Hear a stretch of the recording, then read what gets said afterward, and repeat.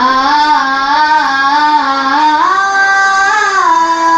Hey my भाषा जणू माऊली वरावरली जरी वाडीवर सजली अक्षरातून ती बहरली अक्षरातून ती बहरली सत्व महाराष्ट्राची झाली सत्व महाराष्ट्राची झाली मराठी भाषेचा रकुमान जी जी मराठी भाषेचा रकुमान जी जी जी जी जी ही भाषा लय वळणदार यात 12 मूळ अक्षर कान मात्र वेलांटी रकार किती वृत्त अलंकार मराठी मराठी भाषेचा उगम आर्यांच्या आणि नंतर मराठी प्राकृत या भाषेतून झाला. पुढे ज्ञानेश्वर नामदेव तुकारामांनी आपल्या अध्यात्म समता आणि करुणेचा प्रसार करण्यासाठी मराठीचा उपयोग केला. शिवकालात शासकीय कामकाज आणि बोलीभाषा म्हणून मराठी स्वराज्याची ओळख मिळाली. इंग्रजांच्या काळात भाषा शुद्धीसाठी चळवळ राबवूनही त्यात नवीन शब्दांची भर घातली गेली.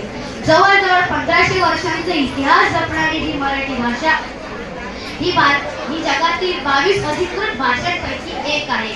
मराठी मातृभाषा असणाऱ्या लोकांच्या संख्येनुसार मराठी ही जगातली 10वी व भारतातील 3री भाषा आहे.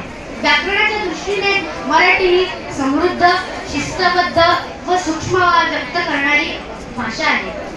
अमर भाषा आहे.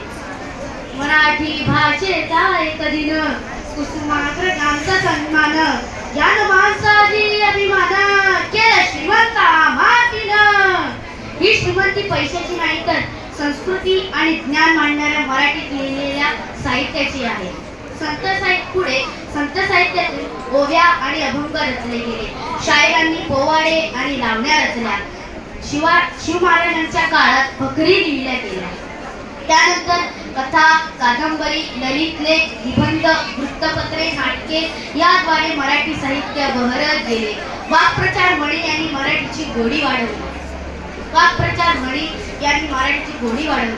लोकभाषा असूनही मराठी ही साहित्य आणि विज्ञान यात मराठी सक्षमपणे मांडले गेले. मराठीत नाही तर कोकणी, वराडी, अहिराणी, खानदेशी अशा बोलीने तिला रंगीबेरंगी स्वरूप दिले. परकीय आक्रमणे आणि त्यांच्या भाषेचा प्रभाव असूनही आजही मराठीची स्वायत्तता टिकून आहे. म्हणूनच मराठी ही केवळ भाषा नसून सांस्कृतिक आणि सामाजिक ओळखीचे प्रतीक आहे.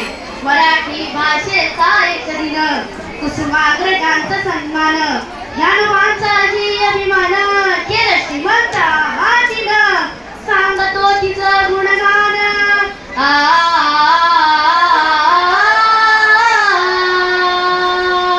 हे सांगतो तिचं गुणगान मी संतान मराठी भाषांची शान जिला अभिजात दर्जा कामात अमृता देवी पैज जिंकी जी जी जी अमृता